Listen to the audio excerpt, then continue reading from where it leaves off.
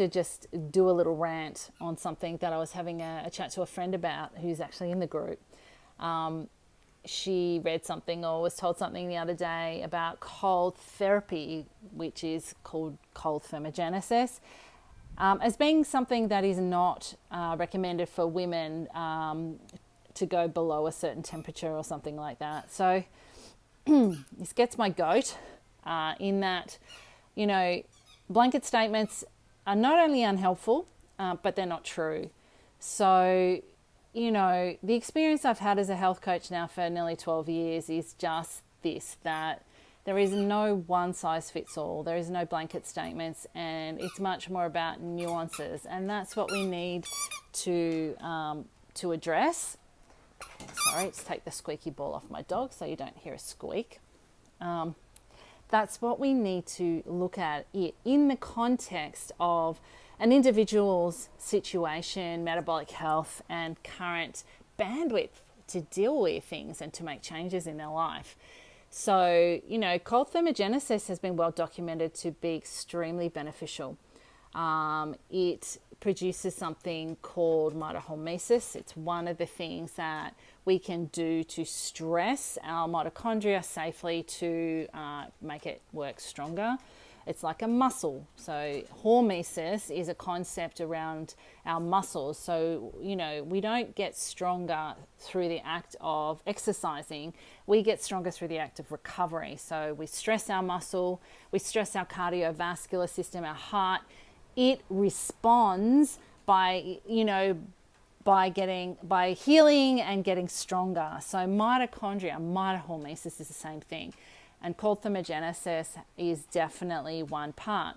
So if you have read the Human Health Manifesto that I wrote, I talked about mitochondria and the things that we need, you know, to optimally do to keep it working as well as it can be for us. So, you know, cold thermogenesis is just one thing we can do to increase the strength of our mitochondria, just like exercise is to muscle, cold thermogenesis, but also saunas, other things. You know, if you looked at that document, you'll know there are many things that we can do. A couple of things that cold thermogenesis does that's really, really cool is obviously that benefit of stressing the mitochondria so that it can work a little harder for us, be a little stronger.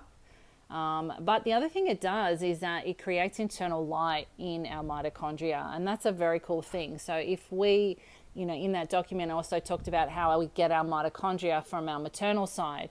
So if your mum was born in a place, or her heritage is a place where they experience, you know, cold, they have a winter and they have a summer, then getting hot in summer through saunas, infrared saunas if you like, or just any sauna is great, or just being out in the heat and not having the aircon on all the time, and getting cold in winter is also great. So that can happen. It's not just about jumping in an ice bath.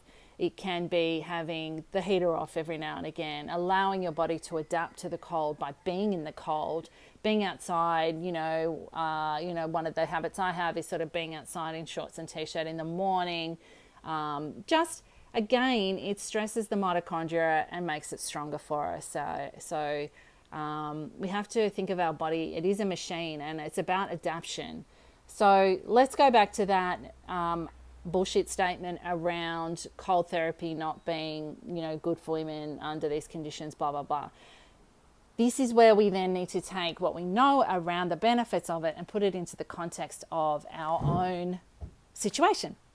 So we know that the hormone oxytocin, is the king. That's the one that's basically dictating everything. And oxytocin internally is created through our connection to our core values, through an alignment with who we are, through a resonance, through a healing of the anger, shame, and fear, the things that trigger and set our nervous system off, and over time create a system that is under, you know, well and truly beyond any adaptation for stress. You can adapt to stress as well. How you think about stress can play a big part, but triggers, the autonomic nervous system stories that are triggered automatically, they are largely what I think is creating a huge amount of internal stress in a lot of people, a lot of humans. And then, okay, so you look at the amount of stress that you're under at the moment, that your body's under. If you then throw in, all right, going keto tomorrow or going carnivore tomorrow, I'm going to start fasting. I'm going to do a 3-day fast. I'm going to jump into a sauna every day to, 60 degrees. I'm going to then do cold therapy. It's going to be too much. So we know that in order for our mitochondria to and our cells to detox, we have to have what's called good redox. So we kind of have to ease into all of this.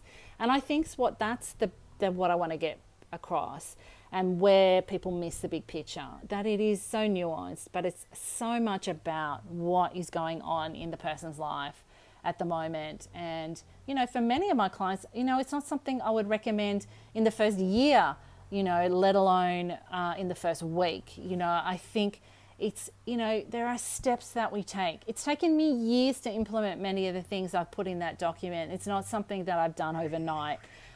You can only deal with a certain amount at once. Otherwise, your mind gets so overwhelmed, your body gets so overwhelmed, and you give it all up.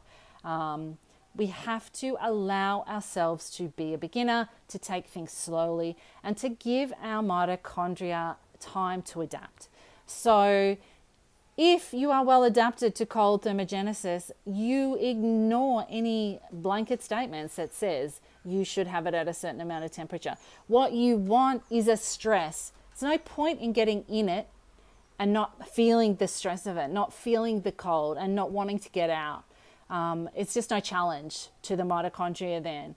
So again, it's like, me, I'm pretty fit and I'm pretty strong. So if my exercise was just simply, doing 10 bicep curls with a 1 kilo weight and maybe walking around the block, I'm not going to be really doing anything. I'm not creating any stress internally, which means my body has to get stronger and my body has to adapt.